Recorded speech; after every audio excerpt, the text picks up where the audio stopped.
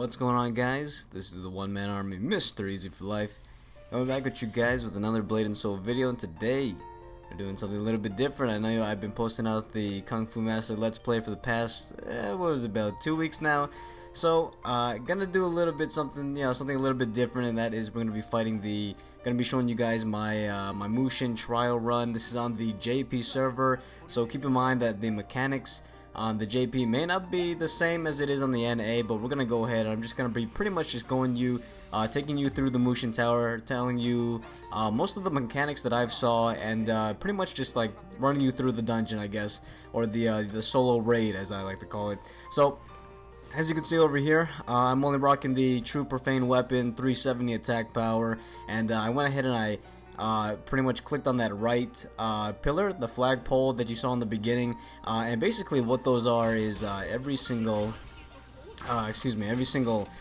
flagpole that you see, or whatever that you see on the left and the right side, will represent a class.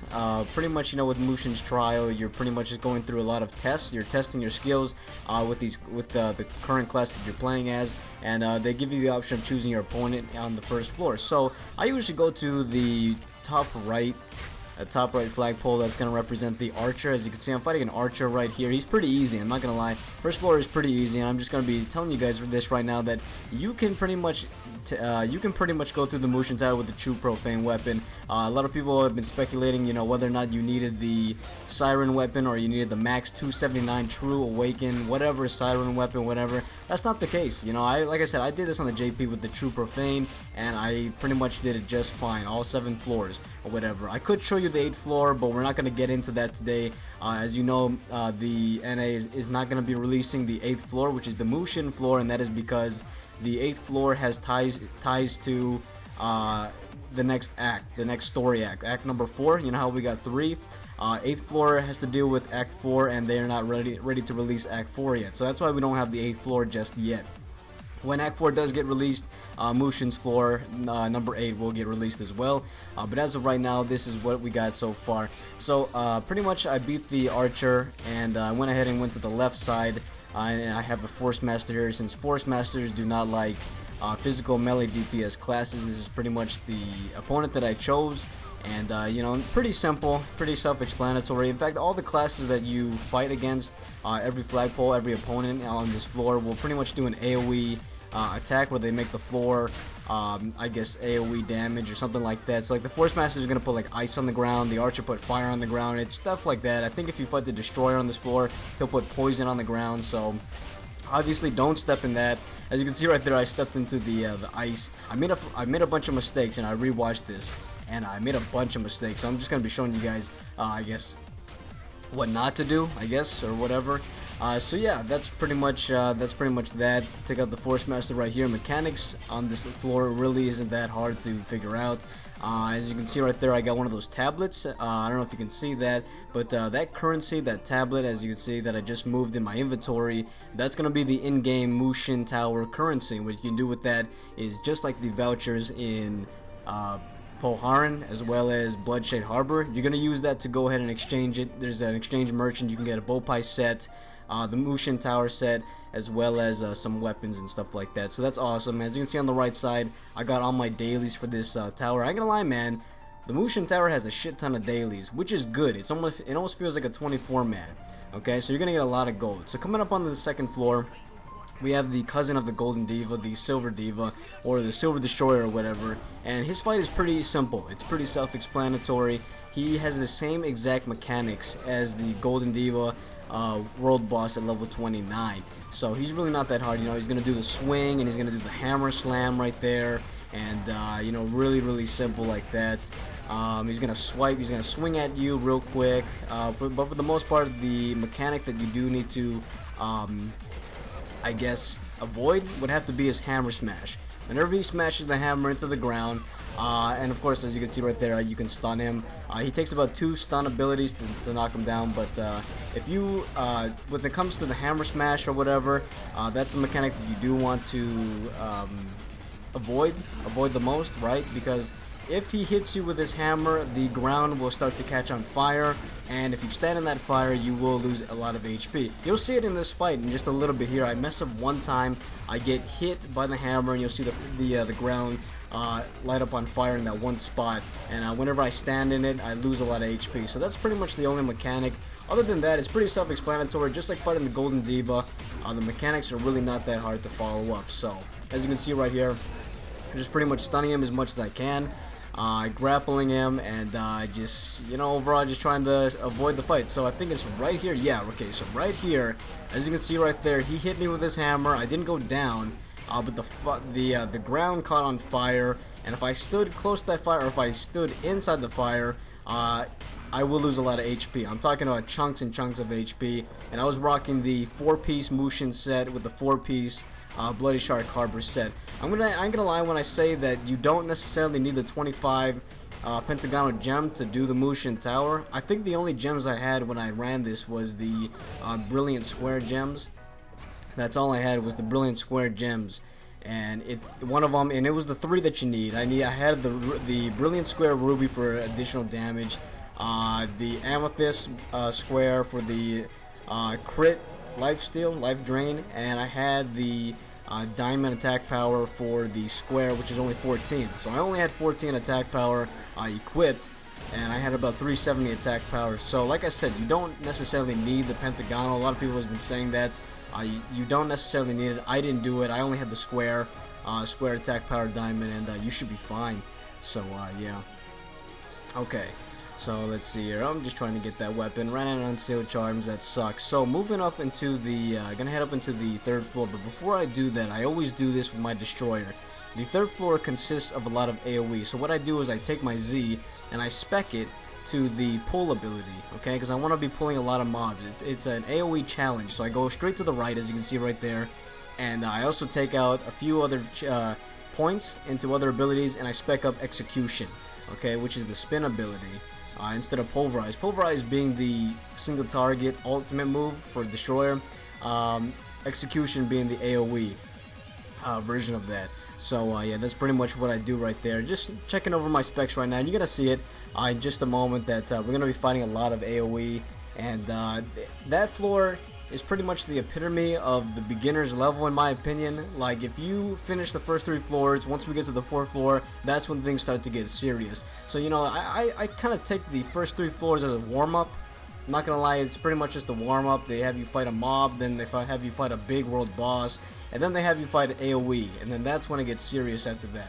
So coming into the 3rd floor, as you can see right here, there's gonna be mobs everywhere. This is to test your skills for AoE. AoE crowd control abilities. So what I like to do over here is I like to start on the left side. I'm gonna go ahead and pull these guys in. I'm gonna stomp, go into a rage. I'm gonna do my Typhoon first, follow up with an execution, as well as, oh, I guess that's it. Huh, I forgot. I guess I didn't do my Typhoon, because I believe, or no, wait, I didn't spec execution all the way. That's why. I think that's what it was. I don't know. Like I said, this is an old run that I did a few months back. But generally what I would do now is I would follow up with another Typhoon, because if you get a crit on the last execution hit, your Typhoon gets reset. Now what you can do, instead of me, because as you can see right here, this run that I did is very sloppy. This is a very sloppy run. As you can see right here, I'm about to die, where I'm gonna die here soon. Not die, but get close to near death. And pretty much the next boss is walking in as well. As you can see over here, he's a Kung Fu Master. Well, he's not a Kung Fu Master, but he's wearing the Dread Tide Arena Kung Fu Master outfit, and he's got the rifle. As you can see right here, I'm about to die. I'm getting in the red zone. I'm getting in the red zone. Trying to use my Cyclone, that mitigation of the damage as well as the buff. Trying to stun as best I can. Grapple, use him as a shield, slam him down, and just pretty much take him out. But what you can do instead of this is that for you destroyers, that move Typhoon, if you spec it straight down to the left side, I believe that's the one where as long as you have Chi, you will never stop spinning.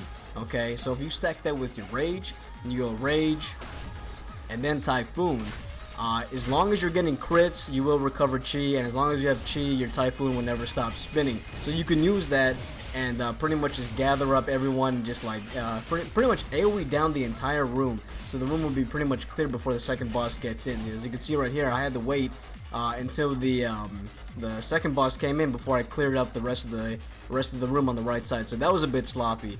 But those of you destroyers, that's what you could do. That's probably what I'm gonna do now. Spec left side on the Typhoon, since that's very handy. So I'm gonna go ahead and spec back to my kick, the 9-second cooldown right there, and because since all the AoE is down, I don't have to worry about pulling anything. And here we go with the third boss coming in here. It's pretty much, it's another easy mob wearing the Dreadtide Kung Fu uniform, but he's got 2 minions by his side. Those guys that shoot the little cannons on their backs, that's what he's got with him. And I believe if you kill the minions before you kill him, more minions will spawn, like two more will spawn and take their place and replace them. So you pretty much, I would say, kill the mob, the boss, as fast as you can, so you don't have to kill those minions and then 2 more spawn in. So as you can see right there, I took them all out, all 3 of them out at the same time. So pretty simple, pretty self-explanatory. You don't have to worry about the mechanics on this one, I would say. As long as you're stunning them, they only take 1 stun before you can do the grapple move, or pretty much that's all it takes to knock them back or something like that. So yeah, that's what you can do. So I don't really know much about other classes when it comes to the AoE. I believe the Kung Fu Master, they got the you can use the pull ability as well, and then you got you know, you got your Z or whatever if you need to stun them, bring them back. I don't know. I would say you have a lot of crowd control on your end. You know, Blade Masters, you got that the electrical circle, the thunder circle or whatever. You can use that for an AoE ability as well. And you know, summoners, you guys are okay. You know, you guys have a lot of AoE as well. Use your cat if you have to, and yeah, but you know, mainly for just showing you guys the mechanics here. And yeah, so this is the final boss right here on this floor, and he's really easy, real simple. I kept stunning him and just using my left and right to my advantage, and I was able to take him out pretty easily. So yeah, you don't have to worry about this guy too much. He only takes 1 stun, and I was able to get the grapple move right there, as you can see right there.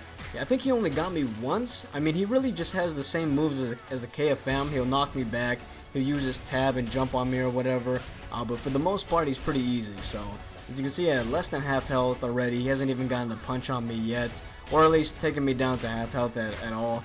So real easy, really super easy. And you're gonna see over here, I'm gonna follow with the power driver, you know, just toying with this guy, playing around, and he's gonna hit me somewhere around here. He's gonna punch me back, and you'll see what kind of mechanics, what kind of moves he's got in just a second coming up here.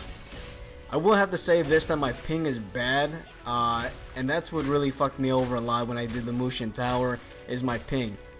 Keep in mind that this was on the JP server, so my ping was like at 180, and oh, as you can see right there, there's the move.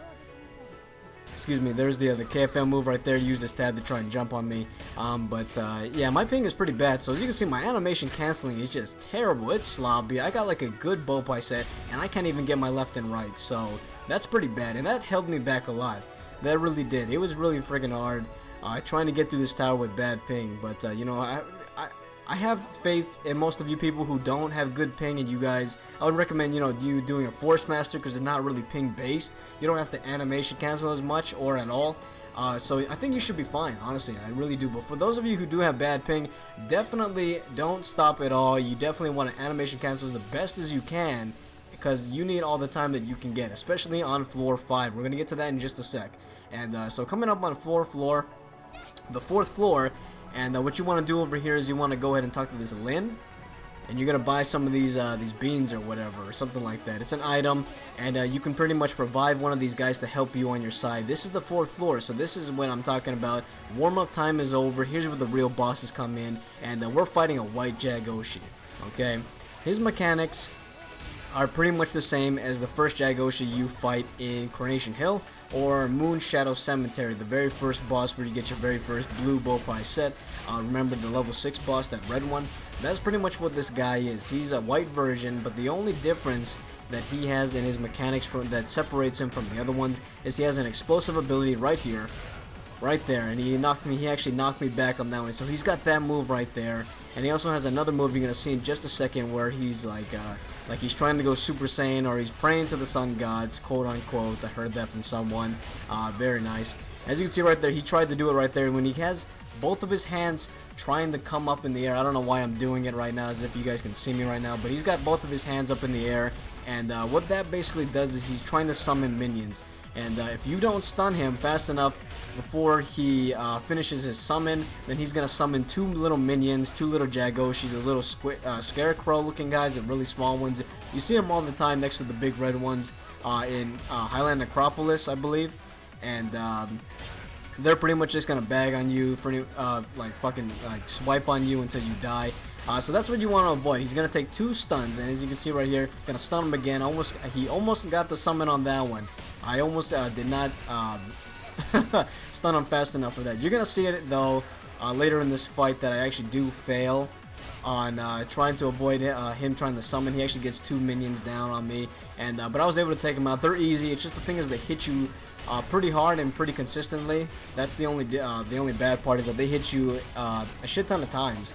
So yeah, but the whole reason why you got your buddy here is just to show you that I guess it's something about teamwork and joining combos, because I believe the destroyer, if you stun the guy, if you stun him fast enough, your destroyer friend will pretty much follow up with a knock-up, and you can use your power jabber, I believe. As you can see right there, I actually failed. I was too close to the enemy, so I could not see his hitbox. So he was able to get the summon on him, and as you can see, the little guys running behind him and just hitting me. Overall, just trying to take me down, helping him out and stuff like that. But they're really easy to take out, so I have faith that you're gonna be able to get it. But like I said, he's gonna take 2 stuns. 2 stuns to take him down. As you can see right here, do some combos, and he actually didn't. The destroyer didn't knock him up yet. Okay, well, in another combo, whenever you'll see it soon, is that whenever I knock him down, the destroyer is gonna knock him up in the air. It's gonna be freaking awesome, and that's what it means to do a joint combo. So yeah, so as you can see right here, gonna take him out. Very good, just like that. He did not get the summon on him, and that's pretty much it, man. That's pretty much it. But as you can see, I wanted to let you guys know that it's important that you dodge his attacks, because if you can see my health bar, he hits me pretty hard. Whenever he swipes left and right or whatever, his swiping skills, I guess, hits me pretty damn hard. I'm not gonna lie. So it's important that you do dodge his swipe attacks, stun him when needed on the explosive wave. Oh, there you go. Follow up with a knockup. Very nice destroyer. And yeah, stun him on the explosive wave. And of course, always stun him when he's about to do his summon his minions. Yeah, summon his minions, I guess. So yeah, definitely do that. I think you can actually iframe his explosive wave. I never tried it myself. I always just tried to. I always just stunned him anyway, since destroyers have a lot of CC and stun abilities. I always just stunned him, but I think you can iframe him. I don't know. KFMs, try your Q and your E or something like that, or I don't know, yeah, just try your Q and E, everyone else backstep or something. I'm not sure if the KFM's block or the Blade Master's counter can work on that. I'm not sure, but I haven't tried it out myself. But you guys can let me know, you Blade Masters out there, as well as you KFMs or any other class in general. I think if you want, Force Masters, you can put the ice on yourself, so if he explodes and he hits you, you can always, shroud yourself in the ice shield. So you could do stuff like that. I'm not sure, but there you go, able to take him out. And as you've seen, one of the pieces of the Bowpipe dropped. So that's when the pieces of the Mushin Bowpipe set tend to drop, is on floors 4 through 8. Now the thing is, I don't know if this is gonna be the case, because you do need pieces 7 and 8 from the 8th floor, but since Mushin's not gonna be there, I don't know what they're gonna do. Maybe the pieces will drop on every single floor. I don't know. Keep in mind this is NA, so they could change a lot of things. Okay, so like I said, from floors 4 to 8, the Bowpipe pieces will tend to drop. So there you go. Alright, so coming up into the 5th floor, I always hated doing this floor. This floor freaking sucked. Going up against the Golem. Okay. Now this Golem is a time attack. You have 5 minutes. 5 minutes to take him out. If you don't kill him fast enough, he will enrage, and he will kill you instantly. One hit KO basically. If you don't kill him within the 5 minutes. I believe it was 5 minutes if I remember. I ran this guy so many times, and I tried to time it once just to see how much time I had left. I want to say it's about 4.5 to 5 minutes. It's really, I mean, that should be more than enough time, but for those of you like me, at this time when I had bad ping, my god, it took me the full 5 minutes just to take him out. And I remember I used to fail a lot when I did this when I did this floor, I always used to fail. Okay, but let me tell you that the mechanics for this guy is pretty much that of the Agorite caves. I don't know if you did the Agorite caves, but those caves where you always fought the golems. The mechanics are pretty much just like that. He'll do a spin move, he'll do a swipe move, a swing move like that, as you see right there, and he'll do his smash move right there, as you saw right there, where he smashes you into the ground. Very similar to the Silver Destroyer as well as the Golden Destroyer. For those of you, I want to tell you this right now, you want to avoid that move right there, that smash ability, because it's going to stun you. You're going to be knocked down for a second, you're going to be on the ground, you're going to have to use your tab or your 1 or your 2 to try and get back up. But what I'm trying to say is, you want the most amount of time as possible, okay, when you're fighting this guy. So it's very important that you dodge that move right there, as you saw right there. He's pretty much, I mean, for some reason he's a hologram, so I can pretty much cyclone right behind him, like cyclone right through him just to get behind him, just like that, as you can see right there, and avoiding the smash ability. Sometimes my ping fucked me over, and I still was able to get knocked back by it. So yeah, and as you can see right there, that's his ult right there. I think that's his ultimate move. He's gonna pretty much force grab you and pretty much follow up with a really hard spin. And I believe that spin, if you get hit by that, he'll knock you back, and then he'll go into a steamroll move where he'll steamroll and try to bulldoze you over. So try to, you know, whenever you get force grab, you only get force grab for a second, so I advise you to iframe out of that or just backstep. I always backstep out of it. So he doesn't do the steamroll move. If you're too far away from him, of course, he's going to pull a rock out of his ass and he's going to throw it at you. So be aware of that. And as you can see right there, backstep out of the L. I'm going to follow up with a grapple. Then I'm going to go into, I usually go into a rage, then a pulverize or execution or whatever I feel like doing. And yeah. So the lights, those those green circles on each corner of the floor, what those represent, I forgot to tell you guys that, is that those are buffs. The game is trying to help you and buff you so you can pretty much take this guy out as quickly as possible. I always went for the top right buff because I believe, if I remember correctly, someone told me that was a critical buff. Okay, that's a crit buff, and you want to always go for that first because you want to maximize your DPS output as quickly as possible. You can bring down his health as quickly as possible. The one behind it, which is the red buff, bottom right I believe, is a attack buff. Okay, and that attack buff is going to be pretty much just giving you more attack, obviously, and you know, so that's always good too. So I go for the crit buff, then follow up with the attack buff, and I believe on the left side, bottom left, which is the blue, that's going to be your defense buff, okay, so more defense, stuff like that, because he does hit pretty hard, depending on how much defense that you have. I'm a destroyer, and he can still hit me pretty damn hard, and I had about 1300 to almost 1500 defense with this bowpipe set. And that one buff, as you can see over there on the screen, that I haven't chosen yet, is at the top left. I'm pretty sure that one's either an evasion buff or an accuracy buff. I don't know, either way, I never really got it, because it didn't really help me as much. I mean, if you want, you can grab it. You know, there's no reason why not to. It's a free buff, but it's just evasion and accuracy. So it's totally up to you. You know, it really is. So yeah, other than that, that's pretty much all the mechanics he's got. And as you can see in just a second, he's about to enrage right there, and I killed him. So I got super lucky. That stupid gyro ball comes in, and that's just gonna alert him to go enrage and pretty much kill you. So when you see that happening, when the ground starts to get foggy and the big ball in the middle spawns in, that means you ran out of time and he's about to kill you. So I got lucky. I got super lucky when I killed him. So, but it did take me the full 5 minutes. Anyway, so this next fight coming up is very self-explanatory. I'm not even gonna explain much about it because, and I also had to speed run it, or I had to fast forward it for you guys. So basically over here, you want to go, this is the 6th floor, and you're going to talk this Lin, and you're going to get this Life Essence roulette token, and you're going to go ahead and spin the wheel. And what that does is that's going to give you the option of choosing your boss. Okay, as you can see, today I got King Ogong. Alright, so there's 5 different bosses on this in this floor, and 4 out of the 5 are obviously, as you can see, since I got Ogong, it's the 4 beasts from the Big 4 dungeon. Yeah, the 4 beasts from the Big 4 dungeon, Ogong, the Pigsty Beast, the Ice Dragon from Brightstone Ruins, the Ice one, and I believe the Spider Queen. Yeah, Spider's Queens. Spider's Queens, Pigsty, Ice Dragon, and the Ogong. And the last boss, the last very final boss, which is number 5 that you could get, is a golden pig. That's right, you can get a golden pig, and it does 1 damage. You better watch out. If you get the golden pig, man, I ain't gonna lie, you better watch out. That 1 damage is strong. And what I mean by the golden pig is that it looks like one of those pigs that you use to sacrifice to get that fish out on that one place. Or you know, in Hoghead Hamlet, those random non-hostile pigs just running around. That's like level, I don't know, 10 or whatever, and they're like 1 hit. Yeah, that's what you could get. You can get one of those little pigs, and it's gold. It's a golden pig.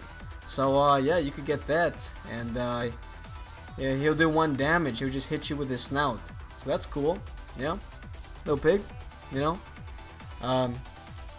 Anyway, the downside to him, though, the downside to getting the pig is you don't get any rewards. So you know how like every boss on this floor dropped a reward. With the golden pig, you don't get a reward, but you do get an easy access to the 7th floor. So you do save some weapon durability. Other than that, the big 4 bosses pretty much have the same exact mechanics as they do in their dungeons. So you know, Ogong is gonna do his stun ability, and he's gonna hit you with his power pole extend. And yeah, that's pretty much about it. Every single mechanic is the same, exactly the same as it was in the big 4 blue dungeons. Excuse me. So yeah, that's pretty much all it is. The only thing different with Ogong, I believe, is that he doesn't go in his flying Nimbus cloud, and he summons a shadow version of himself. He doesn't do that in this one, which is awesome. So yeah. But other than that, guys, everything else is the same. So memorize your big 4 blue dungeon mechanics, because you're gonna need it for the 6th floor. Depending on what boss you get, it's good to know the mechanics of the big 4 bosses, and so you know exactly what you're getting yourself into. So other than that, that's pretty much self-explanatory. I'm gonna go ahead and let this play out for the rest of the video, and I'm gonna get back to you guys on the 7th floor where we fight John Bido. Alright.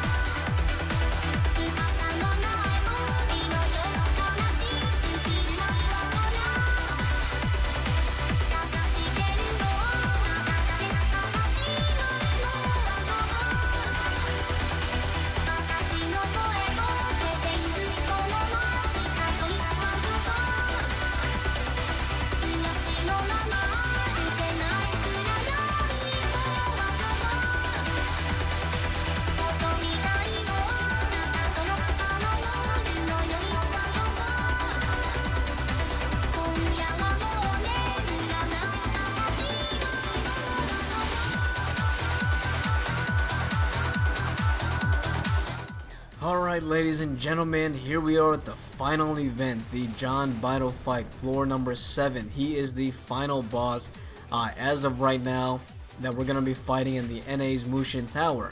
Okay, so here we go. Alright, as you can see right here, he is pretty simple. I'm not going to lie, John Bito is probably, I feel like they took a break on making a boss because this guy, he's pretty easy, but at the same time he's very dangerous, okay, because his ultimate move will pretty much blow chunks off of your health bar. I'm not gonna lie, if he gets you in his ultimate move, you're pretty much almost done for it, okay, no matter what class you are, okay, so it's gonna be very hard. So I'm gonna be telling you guys what I did as a destroyer to pretty much avoid that. So he has a lot of mechanics that are very similar to a Blade Master, okay? And he also has that same mechanic that the bosses have on the first floor, is that he's going to put ice on the ground. So obviously, random spots on the ground that will turn into ice, so definitely stay out of that. As you can see right here, this is his ultimate move. He's going to do a little blast. I put up the stone shield, so I pretty much don't get hit by it, and that pretty much avoids you getting hit by his ultimate move, okay? And I believe, let's see, he's going to hit you about 4 times. So make sure you have an iframe or a dodge or, excuse me, or any type of block or counter that lasts for about 4 swipes, because that's how much he's going to hit you. He's going to hit you 4 times, and then he's going to throw you up in the air, and he's going to do an aerial move, and then he's going to slam you down and hit you again. So as you can see, right, it'll be like a total of like 7 or 8 hits. So you want to watch out for that. Other than that, you can beat him in like 2 minutes if you wanted to, if you had good ping. For me, it took me like 5 minutes to beat him, and yeah, but other than that, he has a lot of Blade Master abilities, because since he is a Blade Master, he's going to swipe in front of you, swipe through you, that'll stun you, he's got the ice on the ground, he's, yeah, he's pretty much, I mean, he's very fast, he's got his charge ability or whatever. The only thing he doesn't have is that thunder ability that Blade Masters have. He's not going to put the thunder circle around you or whatever. Other than that, he's very easy. He only takes 1 stun to, or 1 ability to stun him. Not like those big world bosses that take 2. He only takes 1, and he's kind of flimsy, man. As you can see right here, I'm just throwing him around like a rag doll. As you can see right here, takes 1 stun, just knocking him down. I swipe him again, and then he falls off his feet, which giving me more time to get my grapple ability. As you can see right here, I'm gonna grab him and just get out of the ice as quickly as possible. My ping fucked me over, so I still got frozen by the ice, as you can see right there. But other than that, he's very simple, guys. So just don't let him get it. Don't let him use his ultimate move on you, because I will tell you that ultimate move will pretty much kill you. So as you can see right there, he's gonna do it again. He's gonna do a blast. So I pretty much backstep, put up the stone shield, and pretty much avoid the 4 swipes, and then I stun him. Okay, and I get the grapple move, and that's pretty much about it. Okay. So yeah, with destroyers, use your stone shield. I believe with KFMs, you might want to use your block, your number 1. You know, definitely spec that to the fullest. If not, try your Q and your E, backstep, and then 1. Up to you. Anyway, you gotta find just the right time to dodge those 4 swipes right there. The reason why I spec'd my stone shield to the second branch to the right side is because the cooldown. Now, I may not be able to block all moves from all bosses around, but my cooldown is 24 seconds, as opposed to the going all the way to the right. It's 45 seconds, right? And if I get the 24-second cooldown spec and I wedge him, or I use my wedge ability, which my left click, it'll decrease the cooldown by 1% per hit. So that's what I mean. So practically, I can get like 5 hits off of my wedge. So that pretty much I get my stone shield up every 15 seconds. So that's the reason why I do that. Giving the sacrificial ability of not being able to block all attacks. I still get a low cooldown, and it does the job, especially with John Bito. Okay, so he could enrage. I don't know. I'm not sure if he either enrages or he tries to pretty much. It's like a glitch or whatever, but on the JP, whenever I got him down to like 5% health, he would use his ultimate move like over and over and over again, like as if he didn't have a cooldown. I don't know if they're going to do that with the NA, but just be aware of that and try to stun him or pretty much knock him back as best as you can, because it will cost you a life. Even if you're like 1 or 2% away from killing him, it's still going to hurt in the end. But either way, guys, that's pretty much about it. Like I said, Bopai set drops on this floor is from 4 to 8, and his hat can drop as well. You can try to get his hat. You know, that's very nice. You know, you can get a nice little samurai hat, so that's cool.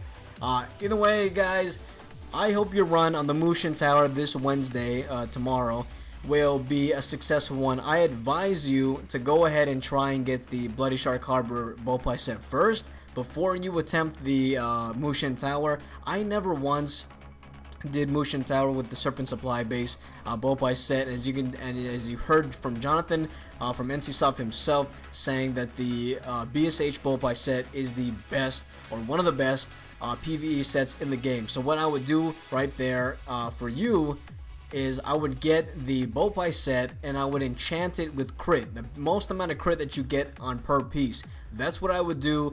That's what I did on the JP, and it worked just fine. Go ahead and get yourself the Mushin Tower set and mix and match. You know, if you get good rolls, go ahead and do the 3-piece, 5-piece, 4-piece, 4-piece set. Mix and match them to maximize your crit as best as you can.